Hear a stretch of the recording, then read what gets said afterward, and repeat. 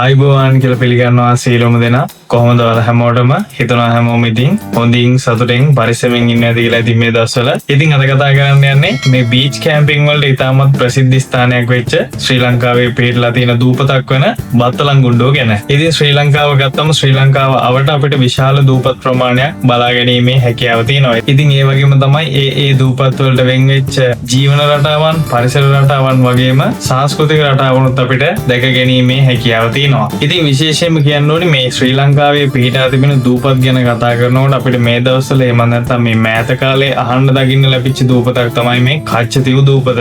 ඉතින් ශ්‍රී ලංකාවත් ඉන්දියාවත් අතර විශාල කතාබහට ලක් වූ දූපතක් විදියටත් අපිට කච්චතිව් දූපත හැඳින්වීමේ හැකියාව තියෙනවා. ඉතින් ඒ වගේම ලස්සන, ඒ වගේම තමයි දීවර ගම්මානයක් වෙන, ඒ වගේම තමයි සංචාරකයන්ගෙන් බහුල, සංචාරකයන් නාමට ඉතාමත් ප්‍රිය කරන ස්ථානයක් දූපතක් විදියටත් අපිට මේ බත්තලංගුණ්ඩුව දූපත හැඳින්වීමේ හැකියාව තියෙනවා. ඉතින් ගොඩක්ම මේ බත්තලංගුණ්ඩුව දූපත බීච් කැම්පින් වලට තමයි මේ සංචාරකයන් විසින් යොදා ගන්න ලබන්නේ. එහෙනම් ඉතින් අපි කතා කරමු අද බත්තලංගුණ්ඩුව දූපත ගැන.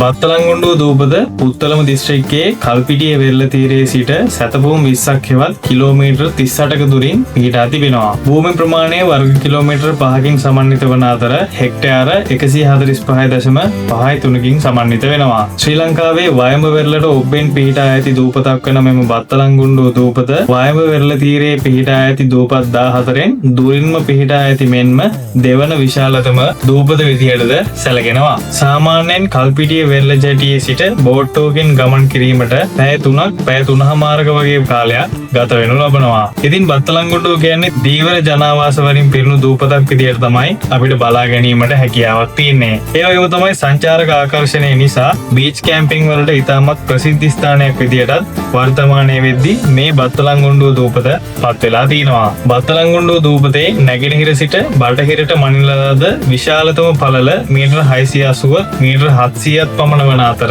එහි දකුණේ සිට උතුරට දිග කිලෝමීටර් 16ක් පමණ වෙනවා. බත්තලංගුණ්ඩුව කියන්නේ දීවර පවුල් 200ක් පමණ ජීවත් වන දීවර ගම්මානයක්. ඒ වගේම තමයි ප්‍රධාන වශයෙන්ම දීවර කර්මාන්තයේ තමයි මේ ජනතාව නියැලී සිටින්නේ.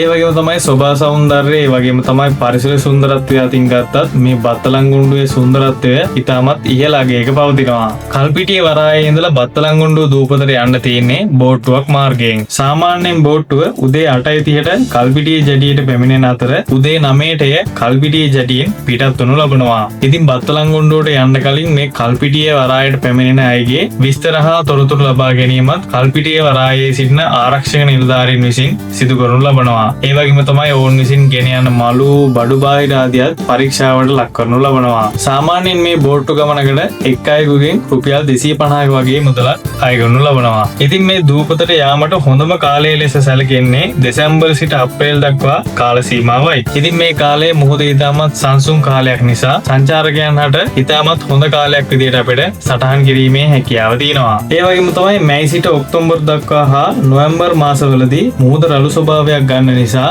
සංචාරකයන් විශාල ප්‍රමාණයක් ඒ කාල සීමාවෙදී බත්තලංගුණ්ඩුව දූපතට පැමිණෙන්නේ නැහැ.